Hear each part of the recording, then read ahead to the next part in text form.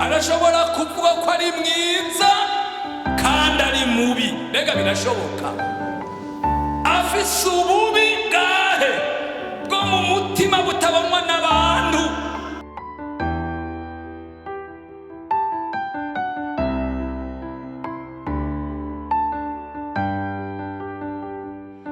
Umugororotsi arabaho.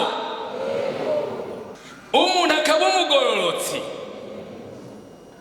Haraho numva utwiji dusaba guhera.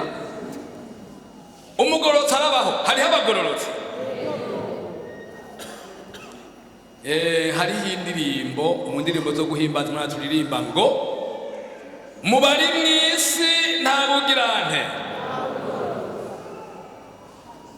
None umugororotsi arabaho. Mubari mw'isi nta bugirante. None umugororotsi arabaho.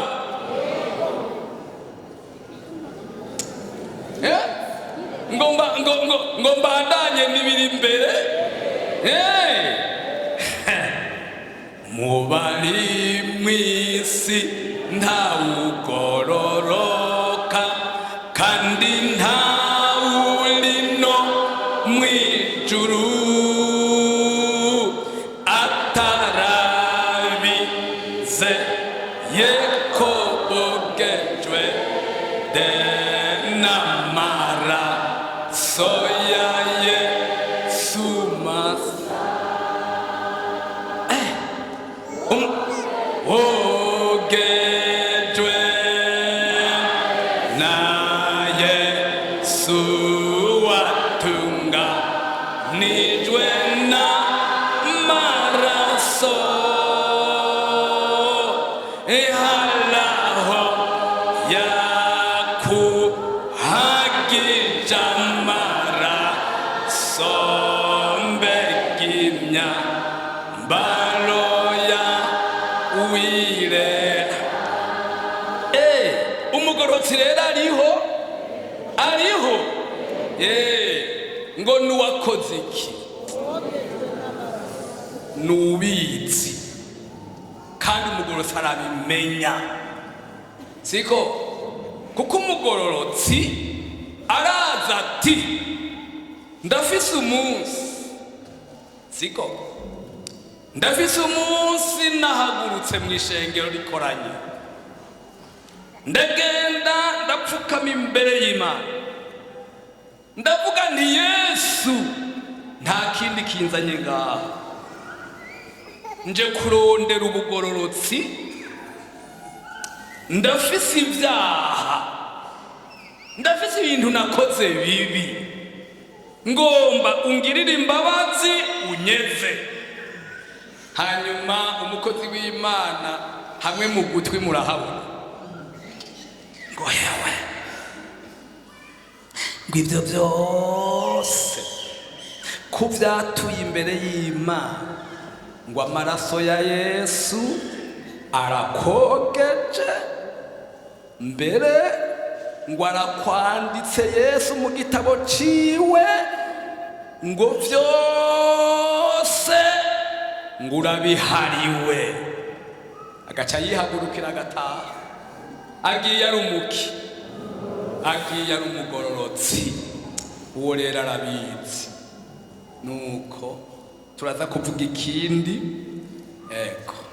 Hanyuma rero nabo yumvise ngo mbwira umugororotsi ko azomererwa neza, kuko azotungwa n'ibyo ibikorwa vyiwe vy'amaboko yiwe canke vyamuje. Hanyuma ngo mbwira umunyavyaha ko azogirana, ko azomererwa nabi. Uwo rero aragoye. Umunyavyaha nawe arabaho. Umunyavyaha rero aragoye, uko umunyavyaha naho wosanga ariko arakora ubuyobe, uti wewe uri umunyavyaha, aravyemera, avuga ngo unyagirije iki? Zana uwambonye, reka kwishima, uri ngo ni wewe, ngo ni uzoja mwijuru rero, ngo jewe ndasenga. data wanje tubona ko ntagwana, uti jewe nari mvuze ibyo gusa, ugaca wigira. Umunyabyaha rero abaho. Rero umunyabyaha azomererwa nabi.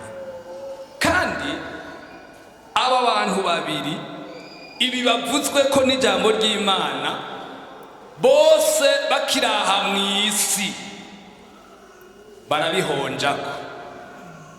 Umugororotsi arahonja kukumererwa neza, siko none? Umugororotsi arahonjwa kukumererwa neza.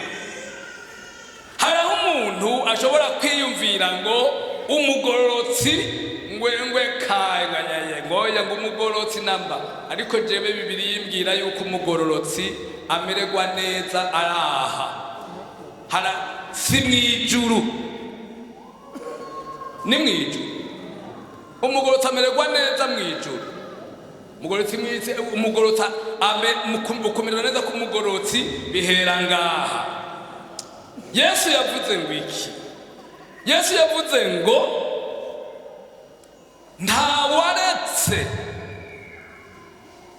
yarabivuze ngo ntawaretse ibintu ngo areke ibi, ngo areke ibi, ngo atazobishumbusha umurengera, ngo muri iki gihe, ngo hanyuma mu gihe kizoza akazoronka iki? Ubu mu gihe kizoza mw'ijuru tuzoronka ubugingo budashira, siko? Ariko aha umugororotsi aramererwa neza. Nico gituma irya Zaburi, subizaho amaso ya Zaburi ya 45, nandi ndayifise hano. Zaburi ya 45, irya Zaburi ya 45. Hariho umuntu Satani ashobora guhenda akavuga ngo umugororotsi ngo aguma mu byago. Oyaye, umugororotsi aramererwa neza akiraha kw'isi. Nsome mu izina rya Yesu 4:17 havuga ngo wakunze, turi kumwe? Wakunze, ubona ngo wakunze iki? Wakunze ukugororoka, wanka iki? Nukuvuga kuko Bibiliya ivuga ngo icyaha nico mugararizo. Nukuvuga umuntu akora icyaha aba ari umugarariji. None ngo wakunze ukugororoka, wanka iki? Wanka ubugarariji. Nukuvuga ucuba umugororotsi. None rero ubaye umugororotsi ngo Imana nico gicatumye Imana niyo Mana yawe ikurobanuza iki? Ikurobanuza amavuta y'umunezero. None wewe wonezeye gutamerewe neza. Umugororotsi rero abwiriza kumererwa gute? Neza. Wakunze ukugororoka, wanka ubugarariji, uranka ubugarariji. Nukuvuga uranka icyaha n'umugarariji, urabyanka. Uramuti jewe muri jewe nta cyaha kizogira ikibanza, nopfuma mpomba. Paulo yavuze ngo ivyambera inyungu ndavyiyumvira kwiki? Kwa ubihombe kuwikibirengeye nico kumenya Kristo Yesu umwana w'Imana. Umugororotsi rero ukunda ubugororotsi urashobora guheba ivyakubera inyungu. Paulo mbere yavuze ngo ndavyita ishano kuko ikibirengeye nico kumenya Kristo Yesu. Hanyuma rero uwo muntu rengo wakunze ukugororoka, wanka ubugarariji, urabwanka. Yesu adufashe cyane ngo nicyo cyatumye Imana niyo Mana yawe ikurobanuza amavuta y'iki y'umunezero. Yesu ashimwe ya kanezerwa. Abagore twe kunezerwa ni kuri amagoro akagira gute akanezerwa. Nezerwa yewe mugororotsi,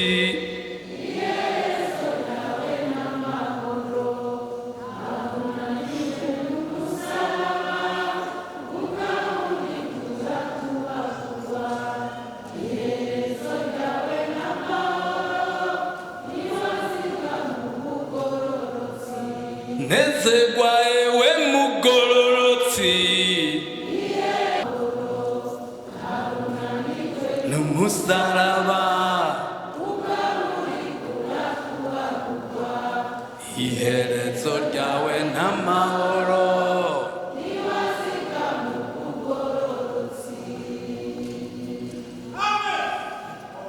Haleluya. Wakunze ukugororoka,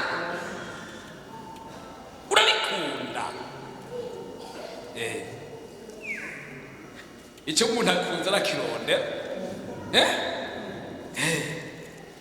arakirondera. Wakunze ukugororoka, mbere ucuvuga mu mutima uti mbisemwo kugira gute? Guhora ngira gute? Guhora nkizwa. Mbisemwo guhora nkizwa no gushingwa no gushima mugakiza ngo sinzogira nte, sinzovayo. Yesu ashimwe. Uwo ni umugororotsi, akunda kugira gute? Akunda kugororoka.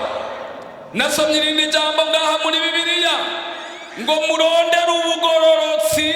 Erega burarondegwa, erega burarondegwa. Ngo murondere ubugororotsi, ngo no kwicisha bugufi. Murabyumvise? Ubugororotsi burarondegwa. Munde n'ubuti mwami ndagomba kugororoka, ndagomba kwinjira kuba muri iyo kategori y'abazomererwa neza. Ndavuye ahantu ku bazomererwa nabi, ngomba ndahave naho nari ndahamaze iminsi. Ego umuntu ashobora kumarayo iminsi hariya tubite ngo mubwire umunyakibi, twabonye umunyakibi, ngo umunyabyaha ko azobona ibara. Urashobora gufata ingingo uti je bahantu naho nari ndahamaze iminsi ngomba ndahimuke nanje nje mwabo bandi. Reka birashoboka. Bega ndababazeho ikindi kibazo.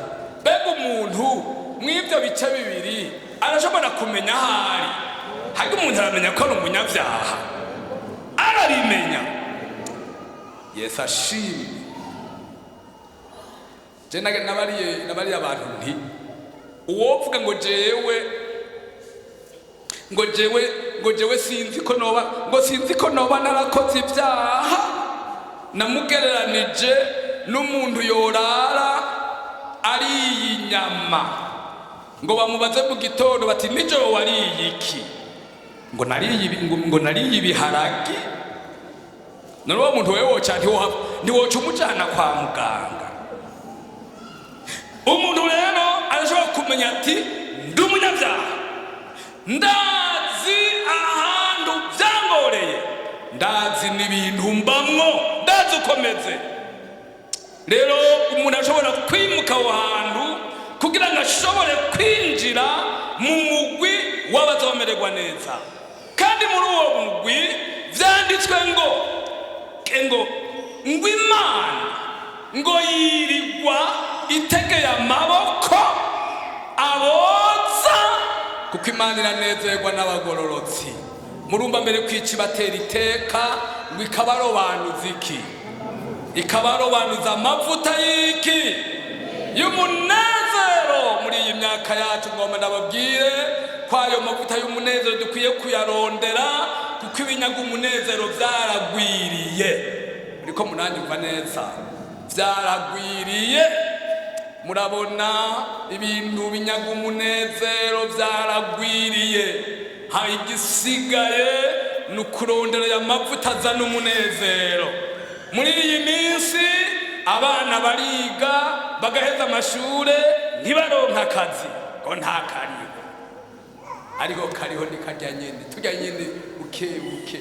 N'abari abana bandi abana mwize muri kino gihe bataho, ntutegereza kuraba ibi vyatsi biraha mu rugo ukiyumvira ugakoresha vya biharuro wiga uti ibi vyatsi ngomba ndabikuremo ikintu, kandi kinoza kirazana amahera. Ukabiti uti nofata iki cyatsi narakibonye Bururi, iwacu nta kiriho, nje mfata igice nakuye Bururi ndagisukiranya n'icyahari iwacu niki nje nkuramwo ikintu agaca biteranya akoresha bya biharuro yiga akazabona nakuyemwo ikintu, yobura amahera. Ibikorwa rero nibyo biriho. Mwebwe bana bacu nimwige gusa, ntihazogira umwana atazokwiga uzobuhovye. Iga ntibazo yo guhenda. Hanyuma rero umugororotsi kwe, ngomba mbwira umugororotsi ko azomererwa neza. Bantu b'Imana tugwanira ubugororotsi. Ikoti yonkura ubugororotsi no yambura nkaba umugororotsi. Ikivutano cyo gukura mu bugororotsi wogikura gakura umutamana, ngomba kwambara ubugororotsi. Uko umugororotsi Imana iramunezererwa. Nawe yoba aryamye mu nzu yiwe umugororotsi, inyonga zuhoraho ziri kuki? Ziri ku bagororotsi. Ngo ariko igitsure ciwe kiri kubaki? Kubakora ibibi, kubanyakibi. Umunyakibi nazobe muremure akaba munini, agatunga agafite ibintu byinshi, hajya hagenda hose igitsure cy'uhoraho kiri kuri we. Ariko umugororotsi inyonga zuhoraho ziri ku bagororotsi, kandi Imana yo mw'ijuru yama yiteguye kugira neza abagororotsi. Rero kuko singomba guteba, ngomba mbwira abo bantu bose, ngomba ntanguriye ku mugororotsi ndamubwire icyo Yesu avuga ku mugororotsi. Ibyahishuriwe Yohana zingura Bibiliya, ibyahishuriwe Yohana igice cya 2 umurongo w'8. Iri jambo ngomba ndaribwira abagororotsi. Ibyahishuriwe Yohana igice cya 2, nawe munyabyaha woba winjiye ngaha wumvirize iby'abagororotsi babwiwe, ni wewe ufise gutora uti yemwe nanje ahantu nohava. Nsome mu izina rya Yesu igice cya 2 ibyahishuriwe Yohana, nsome igice cya 2, dusome mu izina rya Yesu Kristo igice cya 2 umurongo w'8. Havuga ngo kandi turi kumwe mwese, kandi wandikira umumarayika w'ishengero ry'Isimuruna utuwa mbere kandi uw'iherezo, uwari yarapfuye kandi akaba muzima, aravuga ibi ngo ndaza amarushwa yawe n'ubworo bwawe yamarura umutunzi n'ibitutsi by'abiyita Abayuda atari bo, ariko ari isinagogi ya Satani. Cubi murahafise, ntutinye ibyo ugira ubabazwe. Ewe murwanizi agira ashire bamwe muri mwebwe mwibohero kugira ngo mugeragezwe, kandi muzogira amarushwa iminsi 10, wamuyoboka gushitsa kugupfa. Nanje nzoguha igitsibo c'ubugingo, uri n'ugutwi niyumve icyo mpwemu abwira amashengero. Unesha ntacu urupfu rwa kabiri ruzomugira. Yesu nashimwe. Iri jambo ni ry'abagororotsi. Muri iki gitabo cy'ibyanditswe Yohana tubona amashengero abiri gusa niyo Yesu yavuze ngo nta wundi mutwaro mbikoreza, niyo atavuzemo ijambo ngo mfise icyo nkugaya. Ni irigisimuruna be n'igifiladelfiya, turaza kubisoma. Kandi aya mashengero Yesu yabwiye Yohana ngo yandikire, mu bisanzwe ni ibyo yatumye ku mashengero, kandi nibiraba umuntu ku giti ciwe. Hanyuma rero iri shengero ry'isimuruna ni ijambo ngomba nkuremo mvuge gato yindi murabizi, ni rivuga ngo raba wa mugwaniza gira shire bamwe muri mwebwe mwibohero. Ibi ni bya bindi umugororotsi ashobora guhura n'amarushwa n'ibyago. Mbega siko umugororotsi ashobora guhura n'amarushwa n'ibyago, ariko Yesu yaravuze ijambo ku mugororotsi. Yavuze ngo amarushwa y'umugororotsi angana iki? Ngo amarushwa y'umugororotsi ni menshi, ngo ariko uhoraho ayamukiza yose. Muri iki gitabo tubonye ngo muzongo wa mugwaniza gira shire bamwe muri mwebwe bwibohero, ngo ariko muzogira amarushwa iminsi ngahe? Iminsi 10. Mbega no kuvuga iki? Iminsi 10 no kuvuga iki? Amarushwa iminsi 10. Ngomba nkubwire icyo bisobanura. Iminsi 10 kisobanura, iminsi 10 isobanura ngo naho umugororotsi yozungagizwa akaba mu byaha. Bazumvise? Yesu nashimwe. Umugororotsi hariho ni kuvuga iminsi 10 isobanurwa ngo umwanya uri limite utarengaho, lotalimite utarengaho. Ni kuvuga umumaro w'umugororotsi. Yesu nashimwe. Bimeze nk'umupolisi. Umupolisi nagomba abe mugufi, ego abe mugufika.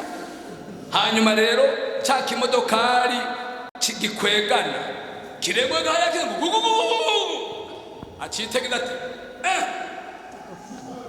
kirasubira. Haleluya. Agango umushoferi agiye kajya kagabo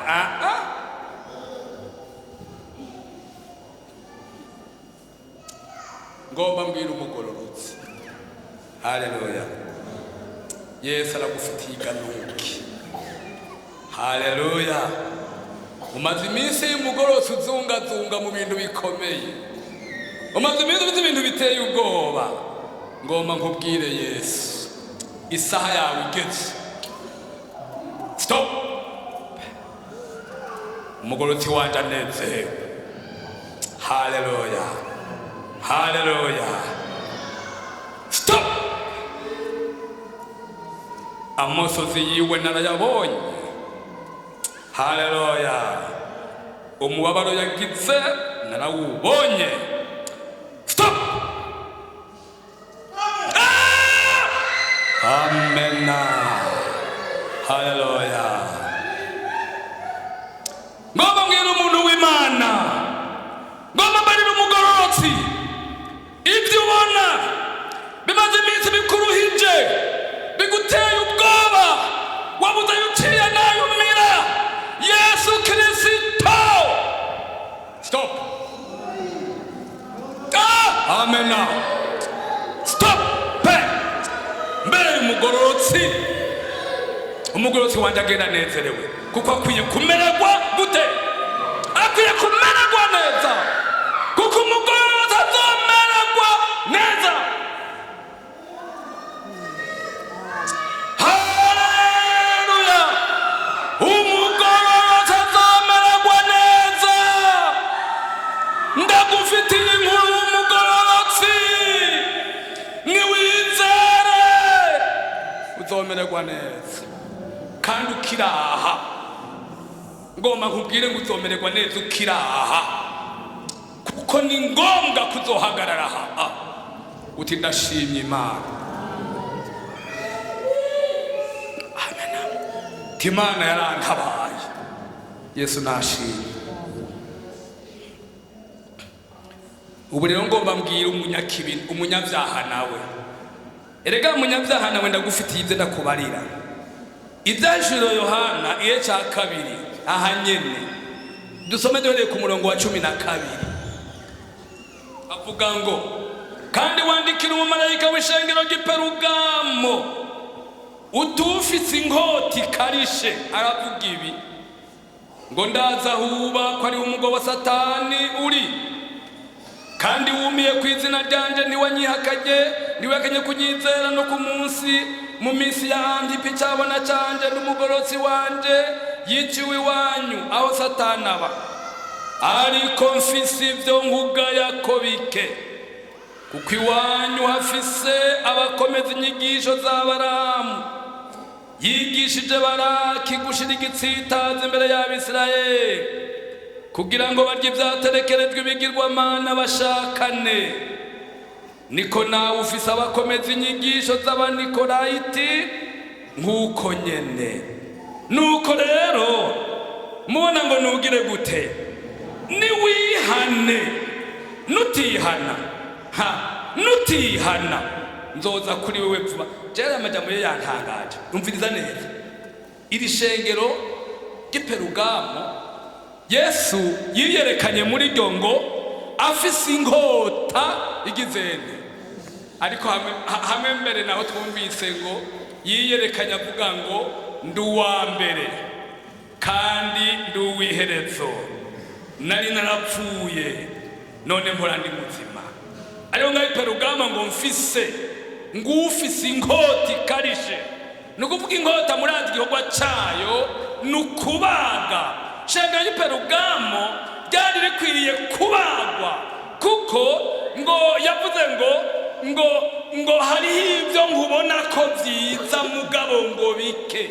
Kweze nkubona ko erega haraho umuntu w'umukirisu agira ibintu byiza mugabo hariho ibanga rya Satani, kandi umutima wiwe ukamubwira ngo naho uririmba, naho usenga, naho winjira, iri ni kosa, iki ni kibi.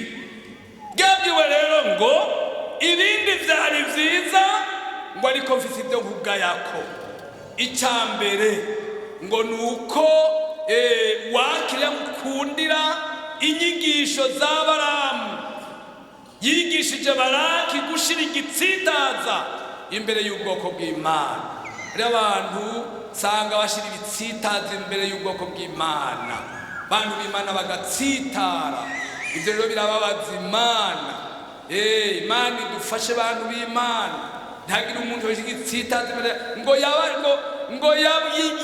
Balamu. Kandi uwo Balamu muramwibuka ngo yari umuntu avugishwa n'Imana, ariko ngo yigisha Balaki. Murazi ko yamwigishije ngo akora ibyo Abisirayeli bagacumura, hanyuma Imana igakora igitangaza, hagaca ngo hahaguruka umusore yitwa nde? Umusore yitwa Finehasi ngo acarahaguruka. Muzobisanga mu Guharura 25. Finehasi ngo acarahaguruka ngo abona Umwisirayeli yatata n'umugore, ngo atafata icumu ngo arabatobekeranya. Imana ikiravuga ngo Imana ikibarira Mose ngo Mose, Finehasi arahwamitse uburake bwanje buravuye mu Bisirayeli, ngo mbere Finehasi ngiye ndamusezeranya isezerano ry'amahoro. Finehasi Imana ikiramuvugako. Ndiko ndavuga ngo rero Yesu ngo mfise ibyo nkugayako, kandi ngo byo nkugayako nutihana ngo ndakugira inama ngo wihane, ngo nutihana ngo nzoza kuri we nje nguhura nubwo bwose ubu wonyene witega ibizokubako. Imana idutabare yagira umuntu n'umwe, umuntu wese asokoroke aho hantu ho kwitwa uko. Icya kabiri nabonye Yesaya 22:29 ku murongo wa 15 naho nyine haravuga kuri uyo munyabyaha. Mana idutabare. Yesaya 29 umurongo wa 15 avuga ngo bazo urupapuro n'amajana 91 bazobona ibara, turi kumwe, bazobona ibara abarondera kuzika inama z'abikuzimu ngo bazihishe Uhoraho. Ibikorwa byabo bikaba mu mwiza, bakavuga bati ninda tubona, kandi bati ninda tubona, kandi bati ninda tuzi. Ewe bupfu buri hano, mbega umubumbyi umuhwanya n'ibumba ngo ikintu cyabumbwe gihakana uwakibumbye kiti ntiwambumbye, cyangwa ikintu cyaremwe gihakana uwakiremye kiti nta bwenge ugira. Iri ni jambo rigomba kuvuga yuko ubunyabyaha Imana imuzi, naho yo kwigira mwiza. Muraza rihindira imivuga ngo tureke kwigira gute, tureke kwigira beza, twibuke yuko Uhoraho abona ibyahe, abona ibyo mu mutima, kandi ngo ntacyo twomunyegeza. Uhoraho arabona ibyo mu mutima. Yesu nashimwe. Ngomba nibutsa umuntu ari hano, Uhoraho arabona n'ibyo mu mutima. Birivuze ngo bazobona ibara abagomba kuzika inama z'abikuzimu ngo bazihishe Imana, uko Imana nayitabona. Umviriza, wumvira ijwi ry'Imana. Ijwi ry'Imana wumvise ijwi rikubwira riti kuriki, kuriki, kuriki, ugikure utiyumviriye ngo. Mbega baririmbyi twagendanye bo mu Rutana, Yesu abahezagire. Haleluya. Mbega ko muri ko muraririmba ngaha, hogira icyo Imana ikubwira iti kuriki, wogikura kandi ukiri kuraririmba, wogikura. Ngira ubwira utereka banze nkora iki uru rubanza ruhere, nzogikurira mu Rutana, wogikura. Yesu abahezagire cyane. Kandi ugikuye Yesu yo kunezererwa. Ijuru ryovuga ngo Imana imuhezagire. Yesu nashimwe. Ngo bazobona ibara abagomba kuzika inama ikuzimu ngo bazihishe Imana, ngo we bupfu buri hano, ngo mbega umubumbyi, ngo ikibumbwa cyo hakana ko atari umubumbyi yakibumbye. Imana idutabare. Uhoraho aratuzi. Yesu nashimwe. Ndakwipfurije kuba umugororotsi. Haleluya. Abantu bazobona ibara. Gatatu kuri ku murongo wa mbere ugeze ku wa gatatu n'uwa gatanu ndacyariko ndabwira uwo muntu. Ibyahishuriwe Yohana 3 umurongo wa mbere tugeze ku wa gatatu n'ibisimo ku wa gatanu. Yesu adutabare cyane, adufashe. Yesu adufashe. Umugororotsi azomererwa neza. 3 havuga ngo 3 umurongo wa mbere tugeze ku wa gatatu cyo dusimba ku wa gatanu.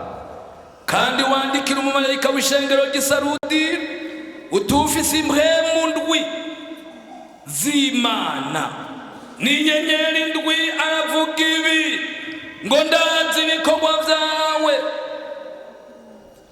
Bamwe hano bavuga ngo kuvuga, mbega ni wavuga ngo kuvuga, ngo ndazi yore ngo kuvuga. Murasoma neza, murasoma neza. hajya musore neza murahabona ni kuvuga niko kuvugwa ni kubera iki kuvugwa ni iki kuvugwa ni ukuvuga ni umuntu yokwama agira ngo Eliyeze disa nguri mwiza nuko nguri mwiza erega hariho abantu baremewe kuba beza bafise comportement nziza kandi badakijijwe mwege murababona bafise ingeso nziza basuhuza abagwaye bagaburira aboro bafise amaboko meza bafise n'akarimi karyoshe noneho abantu wewe uriha kubavuga ko ari beza ariko umuntu arashobora kuvuga ko ari mwiza kandi ari mubi mbega birashoboka afise ububi bwahe bwo mu mutima butabonwa n'abantu hano ngo kuvugwa iri shengero ryari rifise ibituma rivugwa kuvugwa kuri muzima ngo ari kuri wagize gute ari kuri wapfuye Yesu adutabara ngo Yesu yavuze ngo ufise inyonga zimeze nk'imbeya ziki z'umuriro ni ukuvuga zinjira n'ahariya mw'ibanga ry'umuntu ry'imbere zikinjira zikabona ingene wakoze ingene wagaze ingene umeze ngo aravuga ibi ngo ndazi ibikorwa vyawe ngo uvugwa kurume ngo kuvugwa mwahabonye uvugwa kuri muzima ari kuri wapfuye girwe maso ukomeze ibisigaye bigira bipfe kuko atabikorwa vyawe nabonye bisozerewe imbere y'Imana yanje niwibuke rero ingene wakiriye kandi wumvise uvyitondere wihane umurongo wa 5 unesha azokwambikwa impuzu zera kandi sinzosibanganya izina ryiwe mu gitabo c'ubugingo namba kandi nzokwatura izina ryiwe imbere ya data n'imbere y'abamarayika uri n'ugutwi niyumva ico mpwema abwira amashenge numvuga ngo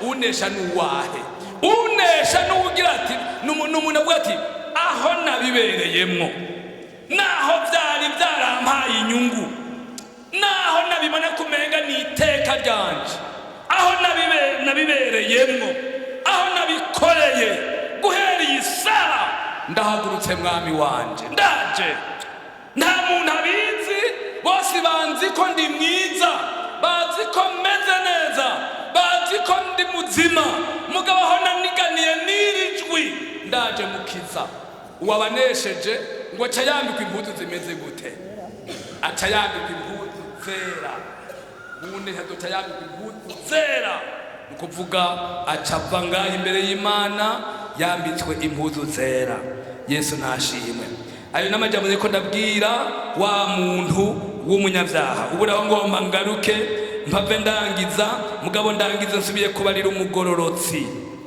yewe mugororotsi ngomba ndakubwire daba igice ca 3 ku murongo wa 7 ahanyene mu vyahishuriwe Yohana igice ca 3 ku murongo wa 7 umvirize neza havuga ngo wandikira umumarayika w'ishengero ry'i Filadelufiya utuwera ukuri ufise urufunguruzo rwa Dawidi uwugurura ntihagira uwugara kandi uwugara ntihagira uwugurura aravuga ibi ngo ndazi ibikorwa vyawe ehe nashize imbere yawe urugi rwuguruye ntawe ushobora kugugara yuko ufise ubushobozi buke witondeye ijambo ryanje ndiwihakanye izina ryanje ehe nguhaye bamwe bo mw'isinagogi ya Satani biyita abayuda ataribo nuvuga biyita abakirisu ataribo ariko babesha mbega abo barabaho abita abakirisu ariko bagirana abita abakirisu biba abita abakirisu basambana abita abakirisu batukana abita abakirisu bankana abita abakirisu bafise inzigo, abita abakirisu babesha, mbega abo barabaho. Ngwehe nzobagobera kuza, bikubita imbere y'ibirenge byawe, bamenye yuko nagukunze, ko witondeye ijambo ryo kwihangana kwanje, nanje nzokurinda igihe cyo kugerageza kigira kiza mu bihugu byose, kugerageza baba mw'isi. Ngira nze vuba wumire kuco ufise, ntihagire ugutwara igitibo cawe. Uneshe nzomugira inkingi yo mu rusengero rw'Imana yanje, kandi azosohoka ukundi, nanje nzomanika ku izina ry'Imana yanje, n'iry'umugwa w'Imana yanje niwo Yerusalemu musha wuruka uvuye mw'ijuru ku Mana yanje. Kandi nzomwandika ku izina ryanje risha, uri n'ugutwi niyumve ico mwema abwira amashengero. Iyi ni inkuru nziza y'abaki, y'abagororotsi. Iyi ni inkuru nziza. Yesu avuga ngo imbere y'umugororotsi ngo ndahashize urugi rumeze gute? Urugi rwuguruye, ntawe ushobora kugugara. Yesu nashimwe. Hanyuma rero aya ni n'amajambo yo guhumuriza umugororotsi. Mbere ngomba mbandanye ndamuhumuriza nje ndangiza. Aha subira inyuma gato, igice cya mbere ku murongo wandwi. Yewe mugororotsi ngomba ndaguhumurize mu ijambo ry'Imana. Havuga ngo igihe cya mbere umurongo wandwi, nsome mu izina rya Yesu Kristo, umurongo wa 17.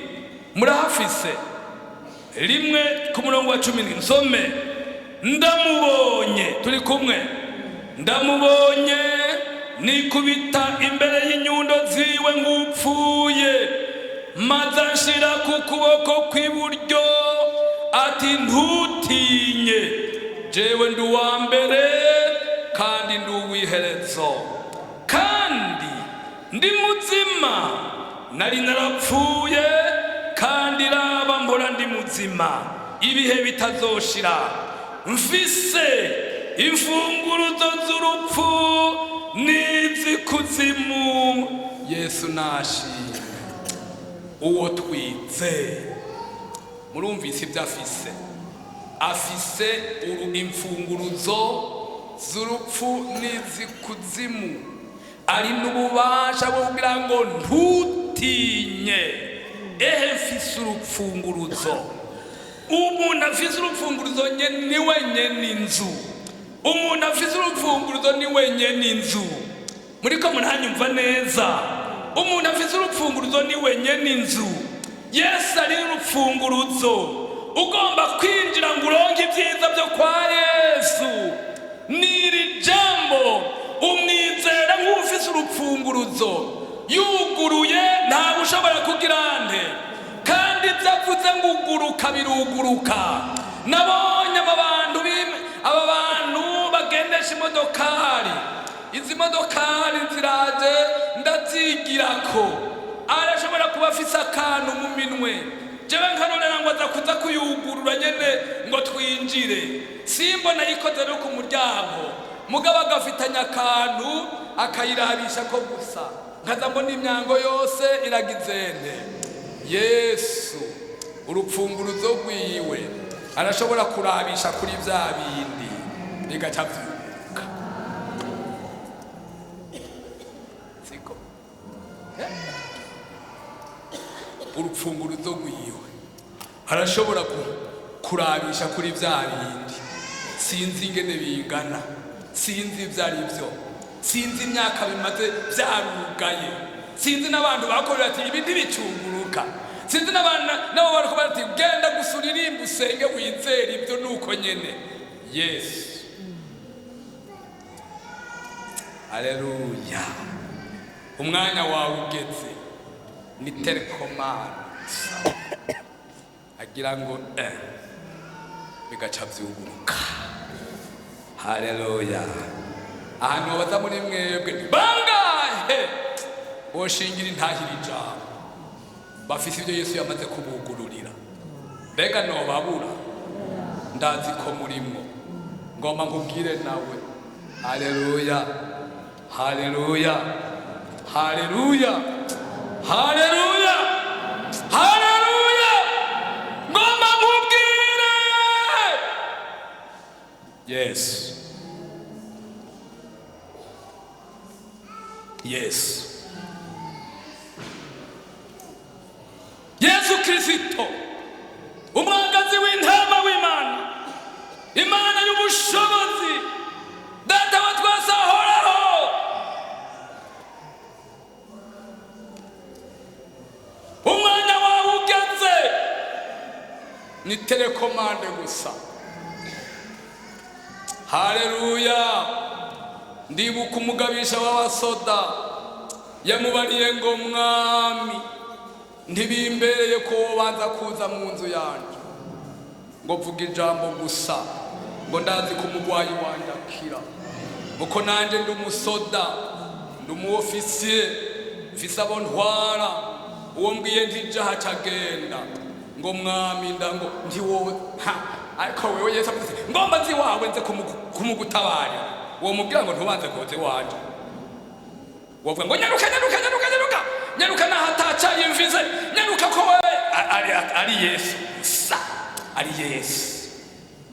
Ariko Yesu nyamuntu ati ntiwobanza kuzi wanje, ndazi ico wovuga, ntiwobanza kuzi wanje. Haleluya. Afise urupfunguruzo, telekomande kuvyugaye. Yavuze ngo mfise urupfunguruzo rw'urupfu n'urw'ikuzimu, nuguruye ntawugara. Yesu nashimwe. Iri ni ihumure kubaki, kubagororotsi, bagororotsi humura. Uyu Yesu arafise urupfunguruzo rwo kugurura, yuguruye ntawugara. Haleluya, haleluya. Abaganga bo kubwira ngo udashitse Nairobi, udashitse mu Buhindi, muri enda hariya, ingwara yawe ntibikunda. Ariko Yesu aravuga ngo stop.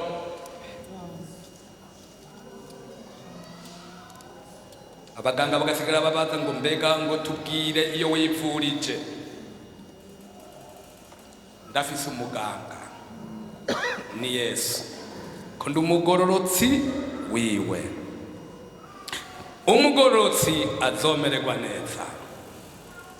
Nagomba rero ntumirire ishengero ry'Imana ngo mukunde iki? Mukunde ubugororotsi, kandi na Yesu abibone. Ugukunda umugororotsi n'abari abantu bamwe nindihazogira uwuzoguhenda. Umugororotsi ngo yamara uwera neza kurya kwishuka nziza. Umugororotsi arashobora guhura n'ibihunguruka, siko?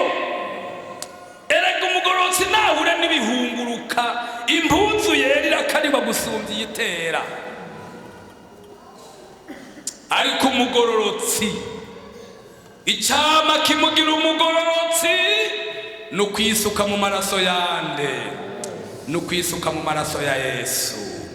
Akamenya ati yo vyangoye uno munsi navuze nabi nukuri, vyangoye uno munsi naravye nabi nukuri, vyangoye mbere nagumije amaso kuri yama appareil pornographique, namaze umwanya ndiko ndaraba vya bicapo vy'ubuhumbu muri telefone ya Android, nahumanye. Agacagira uwo ni we bariko ararondera ubugororotsi. Nagize umubano mubi n'abantu, uwo ni we ariko ararondera ubugororotsi. Kandi watwumvise ngo Imana ikimurabanuza amavuta y'iki? Y'umunezero. N'aya majambo y'Imana shengero ry'Imana. Mubwira umugororotsi ko azomererwa neza. mubwire umugororotsi ko azomererwa neza, kuko azotungwa n'ivy'ibikorwa vyiwe vyamuje. Ariko umunyavyaha azobona ibara, azomererwa nabi. N'aya majambo y'Imana, shengero ry'Imana. None rero turondera ubugororotsi, turondera ubugororotsi. Yesu ni umugororotsi, Yesu aratanga ubugororotsi, Yesu ni mwiza. Nuko muti mwami, imyaka nazitse, imyaka nazitse inama zanje, imyaka nazitse ibintu, ngafite ibintu mu mutima, ngabikora n'ibintu abantu ntawe ubizi, mbere mvugwa ko ndi muzima, mugabo ndizi ko napfuye, ngo uyu munsi unzure ungire muzima, ungire umugororotsi. Yesu arabigukorera. Hanyuma nawe mugororotsi, mwami ndakumbuye amavuta y'umunezero, maze iminsi mu mutima wanje hari umwijima kubera ibibazo nibi mugabo ko numvise kumvise urupfunguruzo ushobora kugurura, ndagarutse nkomorera wa munezero wanje mwami. Yesu nabahezagire. Twunama imbere y'Imana. Umuntu avuga ati jewe sinarabishije ku bandi, ni jewe yatevye ga, erega yatevye, yatevye, sinarabije ku bandi. Murazi ko ariko tumeze, ni jewe Mana yatumye ko mbere umenga Yesu yari yambonye aranzi. Ngomba nkubwire ko Yesu akuzi. Haleluya, Yesu arakuzi. Ndaguhaye kaze mu izina rya Yesu Kristo. Uze upfukame imbere y'Imana, umubwire uti mwami, iki carankuye mu mugwi w'abagororotsi, ngomba amaraso yawe akintunganya kinyetse. Iki carankuye naho ngenda ndiho, carankuye mu mugwi w'abagororotsi, ngomba imbabazi zawe mwami wanje, kuko ndagomba gusubira kumva ko ndi umugororotsi. Mbere ndagomba ngo ngirige ubuntu, usubire undobanuza amavuta y'umunezero, umunezero nabuze ndawugomba mwami muri kano kanya. Kaze Yesu Kristo akugirire neza. Haleluya. Nuko rero n'aya majambo y'Imana, umwami nabahezagire. Niyo numwe twasangira uyu munsi, umwami abagirire neza. Ngomba dusenge, tunama imbere y'Imana, muko turiko turafasha bene data. Namwe bantu b'Imana, yemwe bagororotsi, unama imbere y'Imana musenge, unama imbere y'Imana muvuge Yesu. Nsabe madame mama Ebrona ashimi